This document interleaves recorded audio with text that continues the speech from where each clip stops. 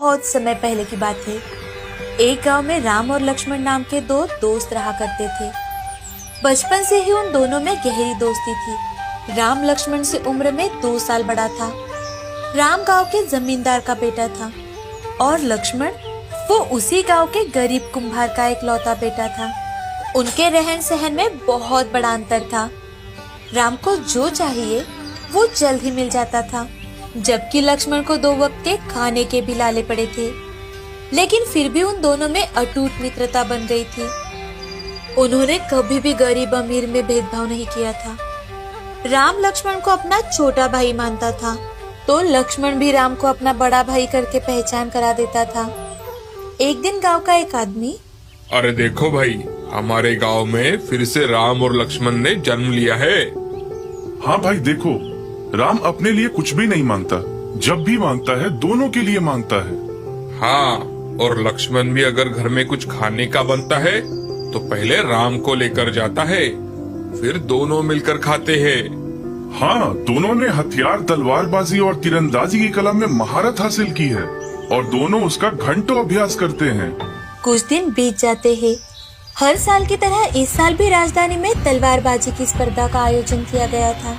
ये प्रतियोगिता बहादुर युवाओं के लिए एक बड़ा ही उत्सव था, जिसे देखने के लिए सैकड़ों लोग आते थे।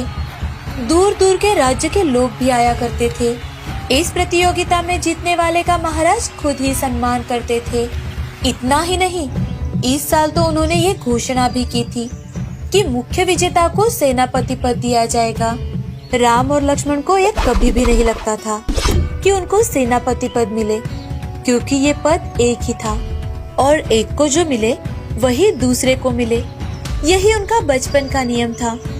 तो दोनों ने भी इस प्रतियोगिता की बात का ख्याल अपने मन से निकाल ही दिया था। राम, मुझे लगता है कि हमें इस प्रतियोगिता में गांव वालों की खुशी के लिए कुछ करना चाहिए। हाँ, तुम सही कह रहे हो लक्ष्मण, हमें तो ये करना ही चाहिए। लेकिन उसके साथ साथ हम मुख्य विजेता ना हो इसका भी हमें ख्याल रखना होगा, क्योंकि आखिरी लड़त तो 2 योद्धाओं में होती है और हम एक दूसरे से नहीं लड़ सकते। तुम्हें क्या लगता है? हाँ, तुम सही कह रहे हो राम।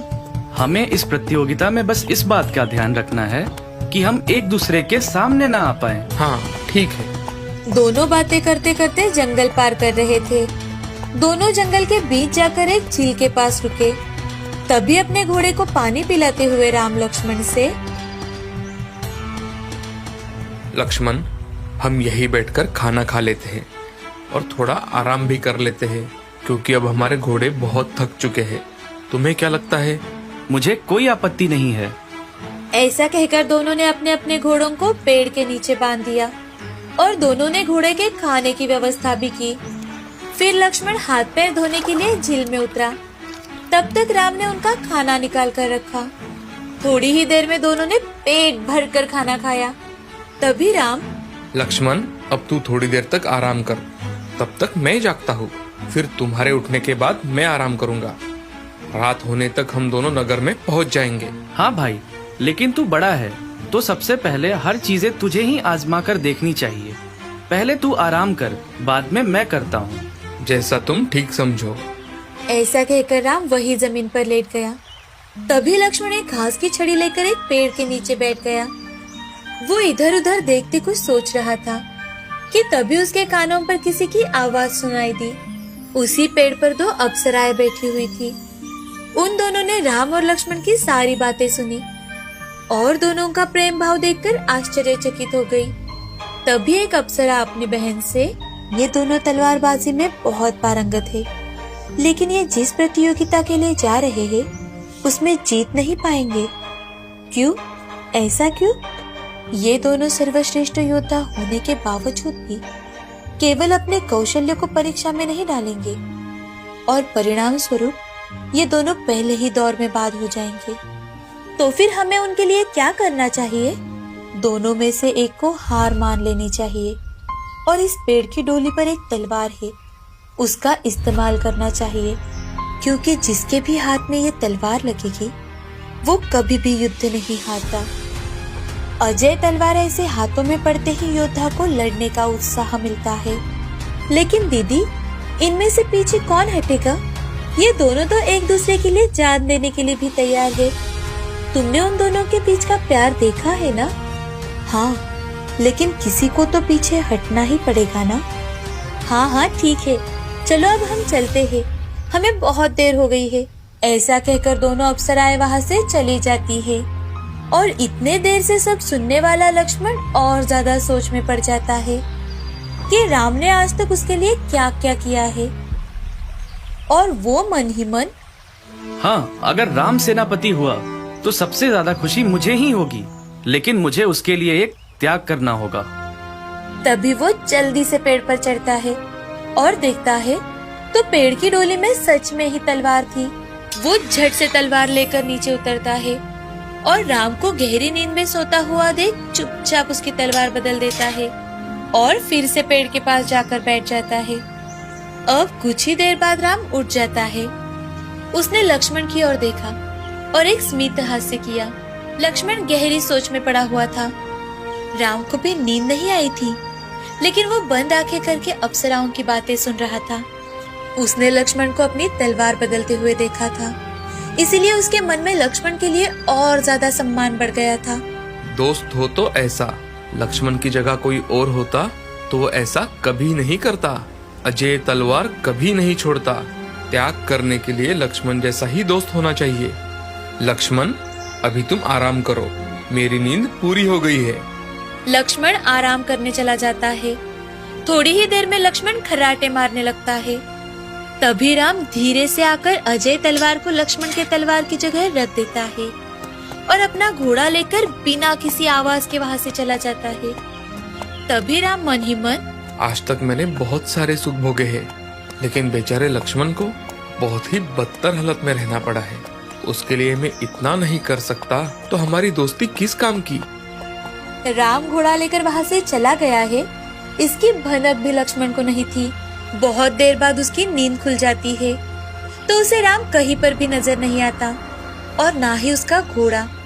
तभी लक्ष्मण का ध्यान अपनी तलवार की ओर जाता है तो तलवार को देखते ही उसे अपने प्रश्न का उत्तर मिल जाता है। अजय तलवार की सोने की पकड़ जो कि धूप में चमक रही थी। उसकी आंखों से आंसू आने लगते हैं। वो खुद को संभालते हुए उस नगर की ओर दौड़ता है। वहां जाते ही महाराज ने उनके रहने और खाने की व्यवस्था पहले से ही कर रखी थी। एक छोटे से कमरे में उसे जगह दी थी। वो खाना खाकर सो जाता है।